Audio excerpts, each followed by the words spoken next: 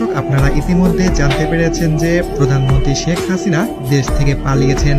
চলুন দেখে নেই তিনি কিভাবে সামরিক হেলিকপ্টারে করে স্পেশাল সিকিউরিটি ফোর্সের সহায়তায় দেশ থেকে পালালেন।